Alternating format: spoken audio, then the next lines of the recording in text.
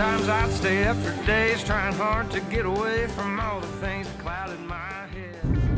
All right, here we go. It is Saturday, November 19th, and I have basically been hunting nonstop since last Friday after work. So just countless hours of stand time, blind time, and yeah, just obviously had a mishap with that really nice 8-point and not being able to recover that deer. Pretty positive at this point that the neighbors, that deer did its death run and the neighbors finished it off and claimed it for their own, which at the end of the day, like I said, it is what it is. I just hate the fact that they couldn't confirm that and work with me. So I had to go busting down through the woods and just do my due diligence to try to recover that animal, and I'm pretty sure I was chasing a ghost because he was already recovered by somebody else. So again, not illegal or anything like that. The deer got on their property, they finished it off, they claimed it as their own. I feel like there's some hunter's etiquette on that, but I'm sure that would be a big topic of discussion back and forth. I could look at it both ways, but either way, I'm officially sick. I guess just sitting out here in this brutal cold nonstop has just really finally caught up with me, but my throat's killing me. My nose is congested, I got a massive headache, but those are all excuses, and I wasn't about to, hang my hat on one of those excuses of why I'm not going to go out here today. So it's 5:30, it is 17 degrees, and we've got great conditions coming in this afternoon, high pressure. I really feel like, I don't know if it's from the drought or the heat that we had all the way up until a week ago here in Kentucky, but it just really does feel like everything's running on a 2-week cycle behind what we're used to seeing right now. Just not seeing the chasing, just now really starting to see a lot of sign like rubs and scrapes, so on and so forth. Not seeing those big random cruiser bucks that this farm always produces. Now that could be that there's hunters next door, and has been pretty much nonstop since opening day of archery. But here nor there, this is the only place that I got to hunt right now, and we're going to keep after it. So I'm getting back in here. It's, like I said, 5:30, 17 degrees here on the 19th, and we're going to do an all-day sit. Hopefully it doesn't take that long and we'll get lucky here this morning. But guys, cross your fingers for us, because I need all the help I can get at this point. But Keenan and Sean both tagged out already, and so congratulations to them. Keenan took his largest buck of his life, so look forward to seeing that here come up soon. But guys, we're headed out here. We're going to keep after it, and we're going to make something happen, so stay tuned.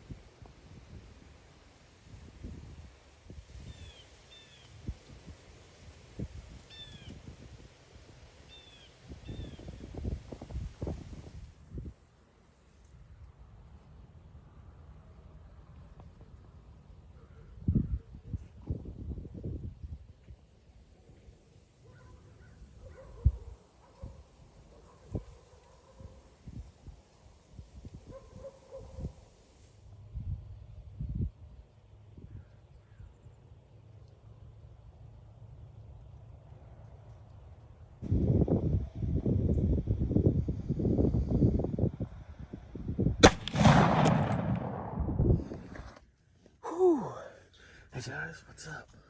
Matt Malzahn, everybody. We are on public land, and we're on this setup that we found a week ago when, what day did we hunt? Saturday and Sunday last week. Saturday, was it? No, it was 2 weeks ago, because last week was open weekend. Yeah, 2 weeks ago, guys. If you remember on the last episode where we climbed this dang on cliff to backdoor the area that we were hunting. Oh, fun times. Yeah, horrible idea. But on the way out, we cut our time from the 2-mile track going all the way around. We followed this ridge all the way back up to where we park. And on this ridge, it overlooks this old drainage bottom that goes all the way down this mountain. And as soon as we got about 250 yards from the truck, it just opened up. It's beautiful down in this bottom. You see whenever the sun comes up. But on our way in, fresh scrape about 40 yards from us, fresh rub about 30 yards from us, right on this transition corridor where these deer are making their way down this ridge and then following up to where we were hunting that 2 weeks ago. So we're all set up in here. Hopefully we're gonna have a little luck, and then we can turn our focus back to our statewide tag and get back onto some private land. But as soon as the sun comes up, we should be in the action. So Let's go. Let's go, Matt. Let's go. Let's do it. Let's go.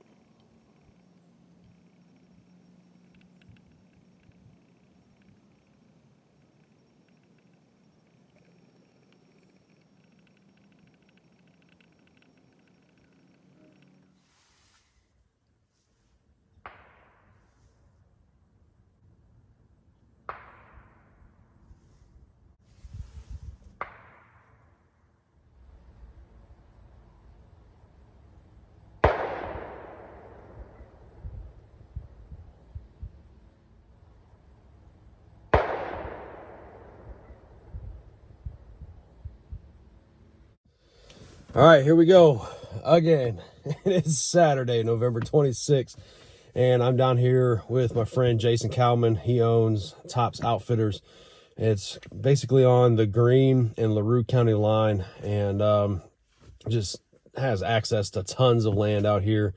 It's still a hard hunt, but I just had to change it up. I've got too much craziness going on a farm that I've managed and hunted for 13, 15 years, something like that. And yeah, it's been one of those seasons that expect the unexpected and then keep pushing through. But gave Jason a call, asked him if he had a spot for me down here today. He said, yeah, come on down. So here we are, Tops Outfitters, getting ready to hit the woods. I'm going to hike back here to this place I found with him back, I believe, last year during shed season, and I bumped a monster buck. He didn't have a rack, but his rump, it looked like a horse jumping up out of the ditch. So I know there's big ones back here, and we're gonna get after them today. So I'm wore out, guys. I mean, this season has just flat out kicked my butt. It's had about every bad thing that could happen during a season. That's what I've experienced, all the way up to shooting a really good deer and having it taken by the neighbor. I mean, it is what it is. It's just, I don't know. I mean, legally, the deer got to them. They finished it off. They recovered the animal. No big deal. Ethically, man, come on, guys. We got to be better than that. I mean, I know if the odds were changed around and they shot and then their deer ran to me, even if I finished it off, I mean, they took that shot and it was their deer, and I would have let that deer go. But when you're paying to come hunt on these people's places and stuff, I guess ethics is all out the window. So, but I'm gonna get off my soapbox, guys. I'm gonna get back here and hunt, and hopefully I'll have one of these big mountain giants come down this hill today, and we'll get this tag filled.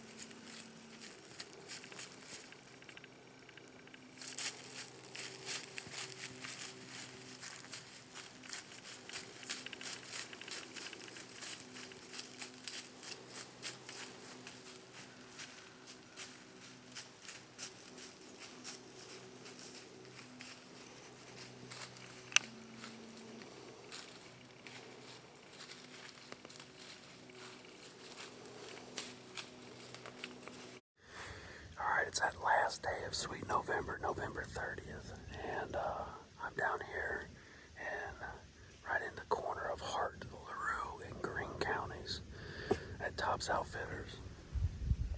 And man, I'm way back here. I have zero cell service, zero service at all. But Jason told me where to go, and I hiked through here until I found a ton of sign. But I gotta be really quiet because I've got a bedding ridge across from the creek, and then it narrows down right in front of me. A bedding ridge right behind me, and narrows down right down there, about 200 yards. A heavy trail running right in front of me. I mean, it's just beat down. Looks like cattle are running through here.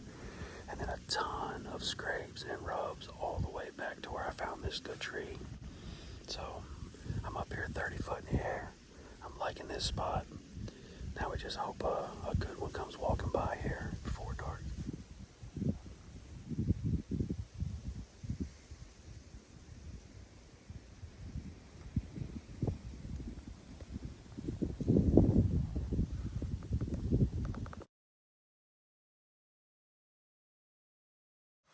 Alright everybody, we are back at it again. It is December 1st, and I'm on this public land piece. It's about 37, 38 degrees right now, so it's a little chilly. 1:30 in the afternoon, I'm all set up.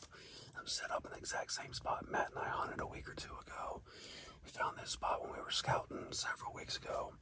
It's this bench that overlooks this old creek bottom that funnels all the way up through this valley.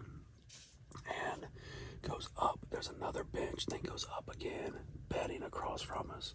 We saw that group of doe come from our left last time we hunted here and went across. So, tons of rubs. I worked all the way around this bench on my way in here, and there's rubs and scrapes, fresh stuff that we didn't even see last time we were down in here. So, I like this spot. I got a nice rub right in front of me, about 25, 30-ish yards away, and then it drops down into that valley, that bottom. But I got good visibility now that most of these leaves are falling off. so I can see a long way. But I got the archery tackle, so I can't shoot a long way. But I'm hoping one will work its way around this bench from one way or another and stop at that tree, that rub that's right in front of me. There's a nice scrape right underneath of that, so fingers crossed. We're gonna keep plugging away at it, guys. I've got 3 buck tags here in Kentucky that are burning a hole in my pocket. I'm not gonna be real picky. If it's 3.5 years or older and it walks this transition piece tonight, I'm probably gonna put an arrow through it. So, all right, what's going on, everybody? It is December 2nd, and I'm out here at the farm. Went down to Tops Outfitters this morning about 5 o'clock. Me and Jason, the owner, we hiked in to our spots, and man, it was a long hike. And so I say it's an outfitter, but guys, this ain't no high fence or anything like that. It's not like hunting anywhere else other than the fact that you can bait. And to be honest with you, I hunted out there 2 days ago, dropped 50 pounds of corn on a huge travel corridor right through that swampy bottom, right on a heavy trail, and that corn hasn't been touched. So I'm just gonna be honest with you, it's like this year, everything that I've learned over a 30-year career hunting doesn't even make sense. Like, nothing makes sense. So I'm out here on this ridge right now. You can see behind me where I've had corn out here. I haven't hunted this stand that's behind me at all this year, and because I've had no buck activity over here. Couple dinks, some forks. I think that 9-point that I let walk on opening day of gun has been up here, but that's it. No rubs, no scrapes, and all of a sudden I walk up here today, December 2nd, and there are fresh rubs all over this ridge top. Unbelievable. So again, I don't know what's going on here in Kentucky, if it's the weather, if it's the drought, but it's definitely been a season unlike any other season that I've ever experienced.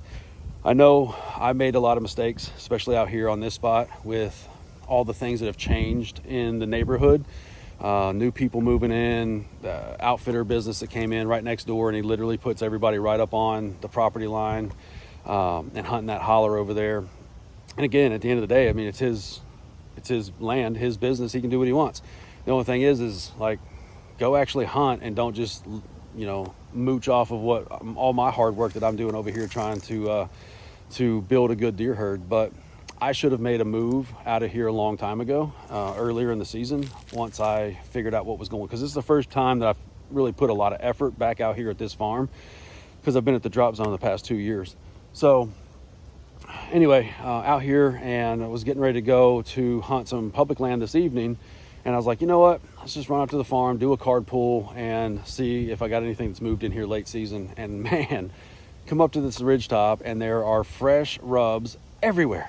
I'm like, where were you guys a month ago? Anyway, hopefully I got some good intel on these cameras. Getting ready to do a card pull, like I said. Going to see what we got going on, and then I'll either be back here tomorrow morning or out on this public land piece. Next weekend is our last and final muzzleloader season here in Kentucky, so hopefully this late season we'll get that second rut pop in, and then these bucks will also get back on more of a feeding pattern. But we're going to keep after it. I'm going to start tucking back more into the woods and get off these field edges and hopefully have some luck. So continue to hang in there with us.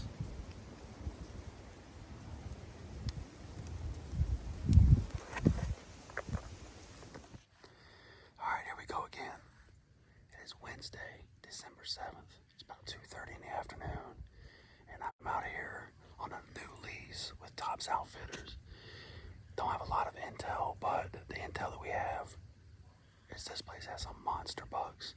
There were 3 taken during gun season, but none of the major, like the big cruiser bucks. So most of the monster bucks that were filmed or we've got intel on were in the early season. So we're hoping that as the rut is winding down, they're pulling back into their home range. And we have some luck tonight. About 30 foot in the air, 25 foot from this feeder. Got some fresh corn down. Got the Tink 69 P fuser out, just in case, just to entice them on these late estrus does. But we gotta be real quiet because we got bedding right behind. We got an open field behind, bedding over here to my left, sorry.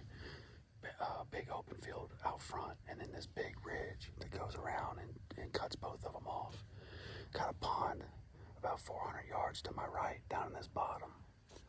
So it sets up nice. We'll see if anything comes through tonight. Stay tuned.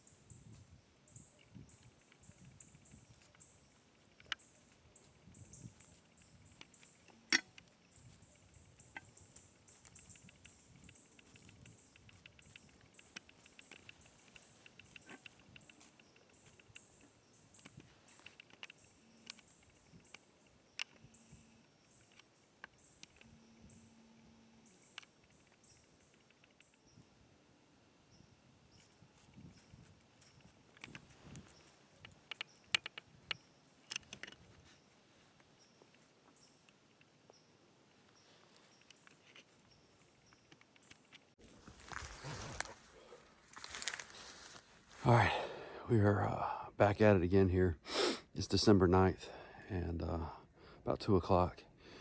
And I hiked in on this public land piece because tomorrow, December 10th, is the late season muzzleloader here in Kentucky, but it's also shotgun for a quota hunt, the last quota hunt here on this public land track. So hiked all the way back down in here. I've got a blind set up about 160 yards around this bend on this shelf. And Matt's gonna be in there, and then I'm gonna work my way around, and I'm gonna get in this climber. And I've got a ton of sign down here, lots of rubs. There is a fresh scrape that I'm getting ready to put some tinks in, 15 yards from the base of the tree that I'm set up in. And we got good visibility all the way across this bottom. So I'm pretty sure I bumped something out on the way in because I didn't take video of it, but there's a bunch of leaves and disturbed and like where their hooves had slid through the leaves. So I'm pretty sure as I was making my way down into this bottom, I pushed one out, but really like this spot. I got 2 cameras that I hung up here a week ago, last time I hunted down here. So I'm gonna pull those on the way out. Hopefully I got some good intel, but we're gonna hunt this in the morning. Might sit here all day, haven't decided, just depends on how we're feeling. But there's another spot, a track that only opens a couple times a year, and it's open tomorrow, or actually all weekend. So if we're not having no luck in here by about 11 o'clock, we might pack out and head across to this other spot. Never been on there, never hunted it, but I know it's got low pressure because they don't open it very often. And so could have a really good shot at going in there if everybody else in the world that's gonna be hunting this hasn't thought of the same thing. So I don't get a lot of traffic down in this area. I just reserved my spot, and there were 2 other spots, but this is a big track. But at the same time, I've never killed a deer out of this area. I mean, I've passed some 120s, 130s. Probably ain't gonna happen this weekend, but I've never killed in this quota hunt. And so we're gonna get after it tomorrow. Like I said, I'm gonna put some tinks over here and let it drip all night in that scrape. And then I got 2 tinks bombs that I'm gonna set out, the drips. And because I got a big scrape here, and then halfway in between me and Matt, there's another big community scrape on the other side. But guys, I apologize, I haven't been making no content. I can literally only make so many videos of doe and slick heads and, you know, button bucks and young bucks, and should have been hunting last night is what I should have been.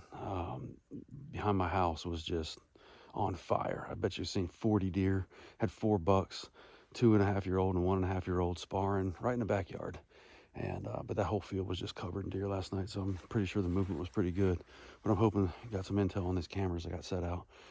But I'm gonna pack everything up and put these tanks out, and then get out of here, let this thing set, and then we'll be down in here 5 o'clock tomorrow morning. So good Lord willing, we're gonna pull this thing together. This has been the hardest deer season that I can remember ever. I've been hunting for 30 years. I've been pursuing big bucks for probably around 15 years now. And it's almost like everything that I've learned over that amount of time about deer and deer hunting and being successful and tagging a big, 140s or larger every single year, it just all went out the window here in Kentucky this year. Just nothing has made sense. I have yet to see, and I hunt more than the average person, guys, but I have yet to see a mature buck chasing a doe all season. It's crazy. So don't know, but it's definitely putting us to our test, and we're going to keep grinding it all the way until that last day if that's what it takes. But it's not going to be due to a lack of trying, but this is the first time. I'm definitely in uncharted territory here because this is the first time in 15 years that I have not tagged at least one mature buck by the end of gun season. So guys, I'll stop rambling, gotta get out of here and let this thing set, kind of stew overnight, and then hopefully we'll have some luck tomorrow morning.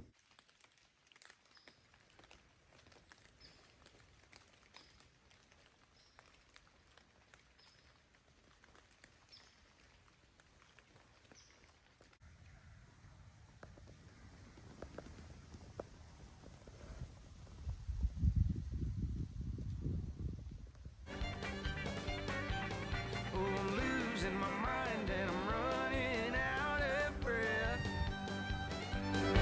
I'm going crazy, crazy, and I